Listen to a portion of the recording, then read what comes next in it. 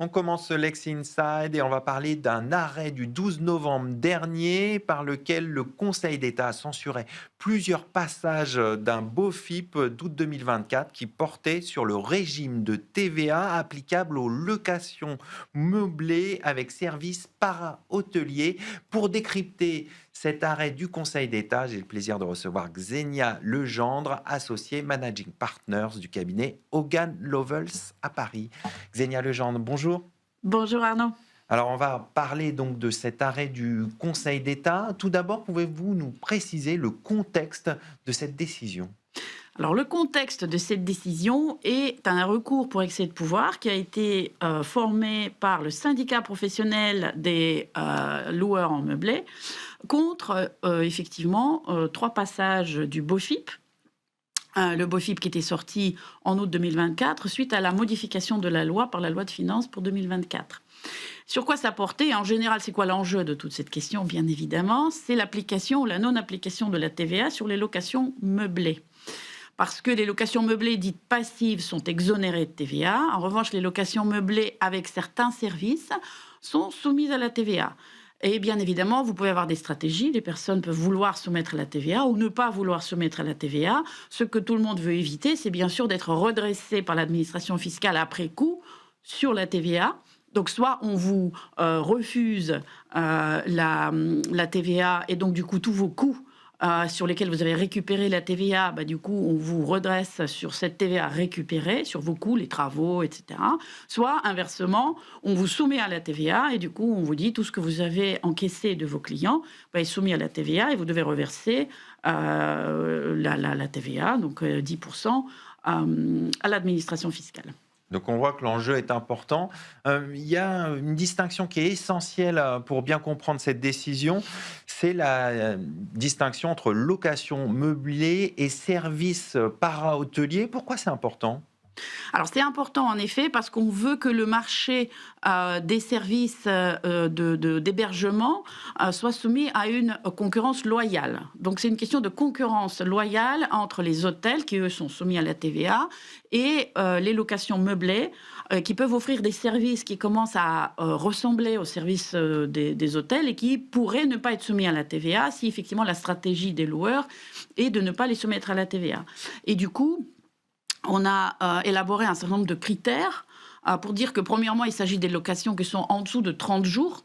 Donc ça, c'est parce que typiquement, quand on va dans un hôtel, on ne va pas y rester plus de 30 jours. Donc ça, c'est déjà important.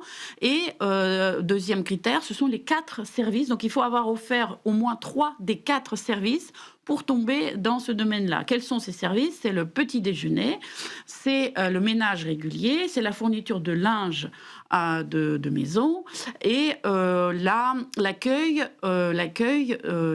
du client.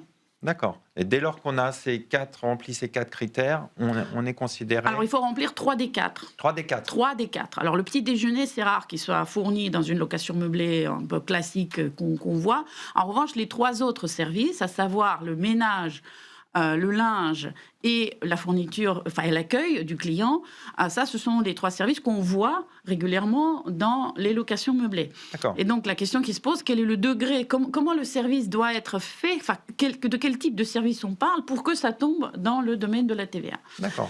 Et qu'est-ce qu'il a fait le BOFIP? Le BOFIP a dit que si vous avez une location de moins d'une semaine, le service de ménage et de fourniture de linge de maison est réputé rendu si le ménage est fait avant votre entrée dans les lieux et le linge est fourni au moins une fois.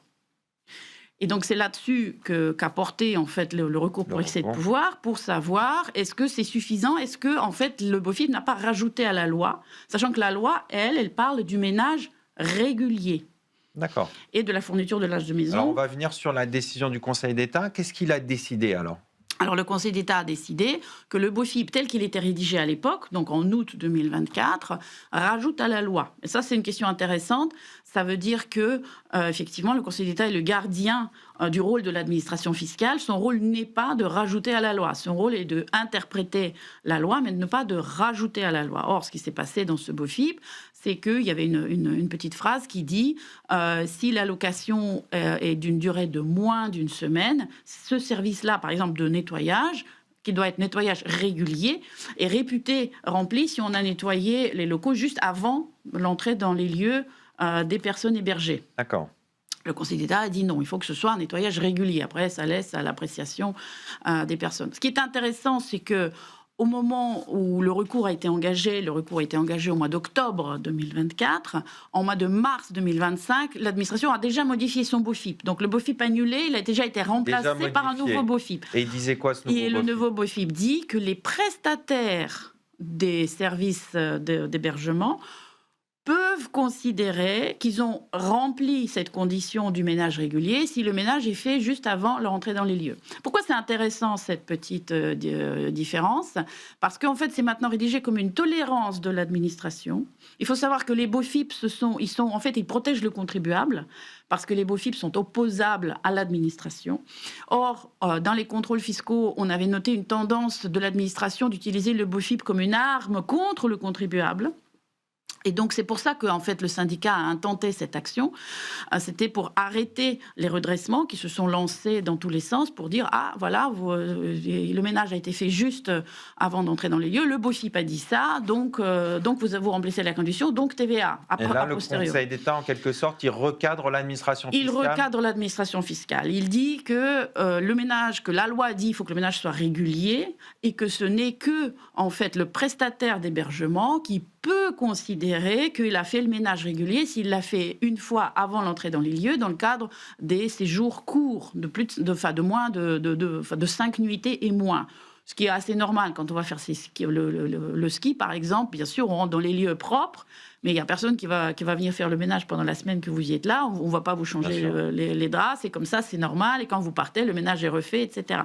Donc voilà, donc ça a été recadré. Et donc désormais, l'administration ne peut plus utiliser cette règle-là contre les contribuables. En revanche, les contribuables peuvent s'en prévaloir s'ils le souhaitent, s'ils veulent rentrer dans le régime de TVA. D'accord. Et ça veut dire quoi, les implications pour les acteurs du marché, concrètement, cette décision ? Alors, pour les acteurs du marché, ça dépend s'ils veulent ou non se soumettre à la TVA, parce que c'est au choix, finalement, du contribuable. Donc, ils peuvent cadrer la manière dont ils organisent ces prestations, ils peuvent les cadrer en fonction de ce BOFIP. Soit, effectivement, s'ils font le ménage avant l'entrée dans les lieux et ils souhaitent rentrer dans la TVA, ils peuvent.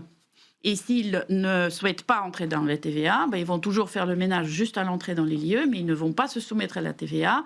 Ils vont dire que ça ne correspond pas au ménage régulier tel qu'exigé par la loi. Est-ce que le Conseil d'État apporte plus de clarté avec sa décision ?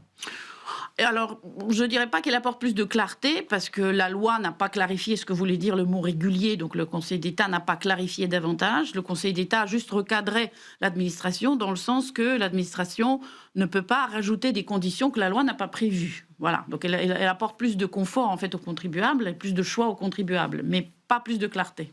On va conclure là-dessus. Merci Xenia Legendre. Je rappelle que vous êtes associée et managing partner du bureau de Paris d'Hogan Lovells. Merci de m'avoir reçu. Tout de suite, l'émission continue. On va parler d'un autre sujet brûlant, les défaillances d'entreprises.